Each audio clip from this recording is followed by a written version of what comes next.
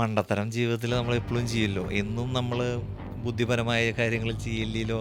ചില നേരത്ത് നമുക്ക് നമ്മൾ ചെയ്യുന്നതെല്ലാം ശരിയാണെന്ന് തോന്നിപ്പോവും. ചില നേരത്ത് നമ്മൾ മേ ബി ഞാൻ അന്ന് ഭയങ്കര ഗ്രീഡി ആയിരുന്നു.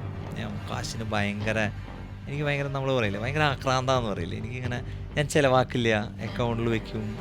ഞാൻ സെയിൽ കുറഞ്ഞ എൻ്റെ പിള്ളേരെ പിടിച്ച് ഞാൻ കുരിശുമ്പോൾ നിർത്തും. തെറി പറയാൻ മോശം എന്നല്ല, പക്ഷേ എനിക്ക് വേണം, എനിക്ക് സെയിൽ വേണം, എനിക്ക് ഇത്ര രൂപ കൊണ്ടുവന്നേ പറ്റൂ. ഇവിടെ ഉണ്ടായിരുന്നല്ലോ എന്തല്ലാത്ത എൻ്റെ ഫസ്റ്റ് സ്റ്റാഫ് ശ്യാം എന്ന് പറഞ്ഞിട്ടൊരു പയ്യനാണ്. കിണ്ണം പയ്യനായിരുന്നു. അവനൊരാൾ സ്റ്റോറിൽ കയറി, എൻ്റെ കയ്യിൽ ഇതിനൊരു കോഡ് വരെയുണ്ട്. അതായത് ഒരാൾ സ്റ്റോറിൽ കയറി ഒരു ഷർട്ട് എടുക്കാൻ വന്ന ആളെ കൊണ്ട് നമ്മൾ 2 ഷർട്ട് എടുപ്പിക്കണം, അല്ലെങ്കിൽ 2 ജീൻസ് എടുപ്പിക്കണം. എടുക്കണില്ലെങ്കിൽ ഞാൻ സിസർ എടുത്ത് ഇങ്ങനെ സൗണ്ട് ഉണ്ടാക്കും.